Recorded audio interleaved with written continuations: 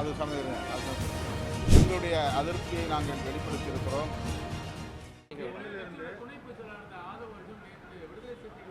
அது சமயம் என்னது 2021 கேசஸ் வந்து பதிவாயிருக்குது.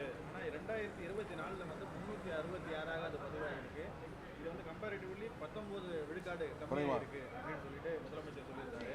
அதே மாதிரி கடந்த வருஷத்தை பார்க்கும்போது இந்த வருஷம் வந்து 6% வந்து கம்மியாக இருக்கு அப்படின்னு சொல்லியிருக்காரு.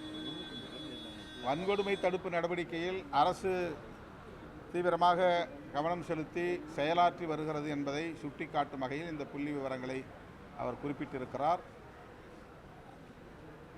அந்த வகையில் அவருக்கு நாங்கள் எமது நன்றியை தெரிவித்துக் கொள்கிறோம். என்றாலும் கூட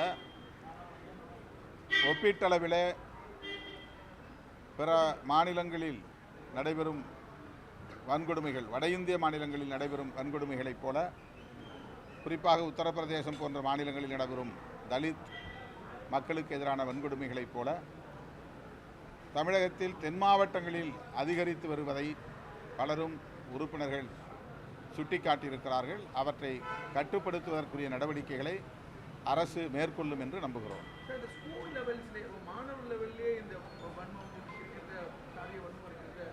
அது தொடர்பாக ஏற்கனவே நியமிக்கப்பட்ட நீதியரசர் சந்துரு அவர்களின் தலைமையிலான குழுவின் அறிக்கை தமிழக அரசுக்கு ஒப்படைக்கப்பட்டிருக்கிற நிலையில் அந்த அறிக்கையை நடைமுறைப்படுத்துவதற்கு அரசு உரிய நடவடிக்கைகளை மேற்கொள்ள வேண்டும் என்றும் கோரிக்கை விடுத்திருக்கிறோம். தமிழக அரசு சரியான அணுகுமுறையோட இந்த விசாரணை போயிட்டு இருக்கு அப்படின்றத பார்க்குறீங்களா?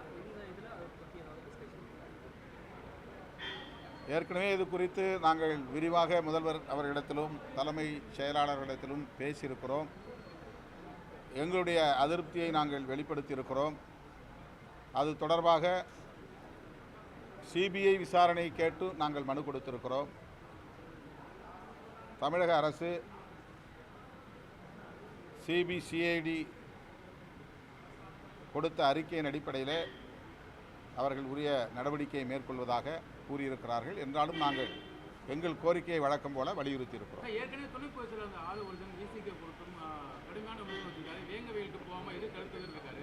இன்னொரு பக்கம் வந்து மதிமுக போல விசிக்கும் திமுகவில் கரைந்து போகும்லாம் கடுமையான விமர்சனம் வச்சிருக்காரு. ஏற்கனவே உங்களோட பயணித்து ஏற்கனவே எமது கட்சியின் சட்டமன்ற உறுப்பினர் தோழர் சிந்தனை செல்வன் மற்றும் ஆலூர் ஷானவாஸ் போன்றவர்கள் இதற்கு பதிலளித்திருக்கிறார்கள். அந்த விளக்கமே போதுமானது. இதுபோன்ற செய்திகளை மேலும் தெரிந்து கொள்ள எங்களது யூடியூப், ஃபேஸ்புக் மற்றும் ட்விட்டர் ஆப்களை சப்ஸ்கிரைப் செய்யவும்.